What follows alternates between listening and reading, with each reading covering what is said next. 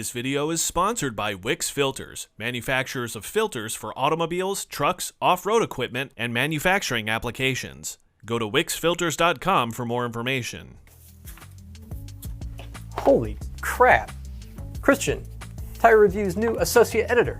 What happened here? What is going on? Do I need to be worried about leaving prints? Hey David, sorry, no.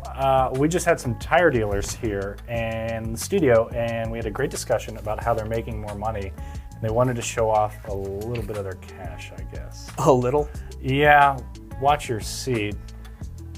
We need to give all of that back. I know.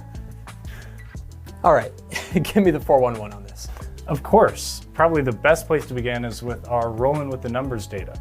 The data that gives tire dealers information to keep their tire businesses rolling with research conducted with our independent tire dealer audience. Of course. I guess it all started with what tire dealers said is most profitable at their businesses. According to our data, at the bottom of the list were battery replacements, belt replacements, and starters and alternators. But the top three, tires is number 1, followed by alignments at number 2, and brake pads at number 3. Shocks and struts, tire rotations, and TPMS sensors also aren't too shabby. Then, as if to prove himself, he took out a wad of cash and kind of just threw it in the air.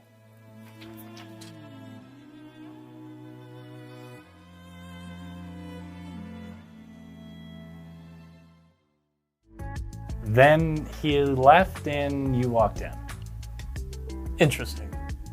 Did he happen to explain how tire dealers are making more money and not just what they're making money selling? Well, our data indicates that 75% of tire dealers who took our survey have raised their prices in the last 2 years.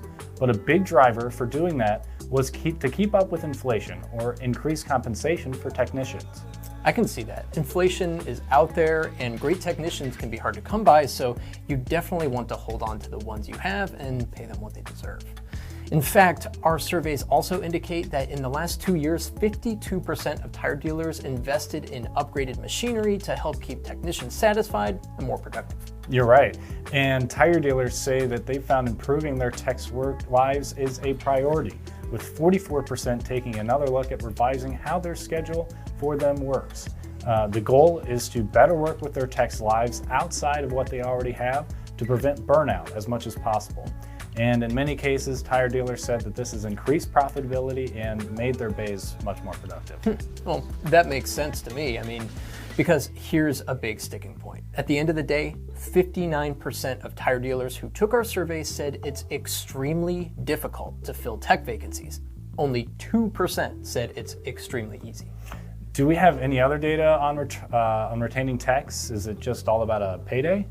We do, and salary is obviously a big part of it, but there are other incentives too. Paid training and certifications is the #1 incentive from our tire dealer audience, but bonuses based on tenure, a commission on sales, flexible scheduling, and profit sharing options are all popular too. One tire dealer told us that they actually bring in lunch for their techs every Wednesday. I could get behind that idea. So it sounds like a key to bringing in more money is taking care of your technician base. Most definitely. And one more thing, all these incentives don't just add up to technicians not wanting to jump ship and work someplace else. It, without question, affects the work they do.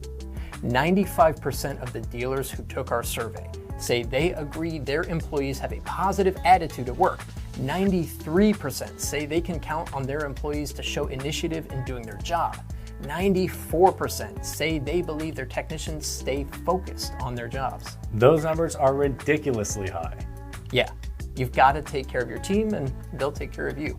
Which actually, that inspires me to say, Christian, you've done a great job today. Great co-hosting duties. Thanks. Have you been inspired to buy lunch on Wednesdays? I have not, but I'll let you do the outro. Yes.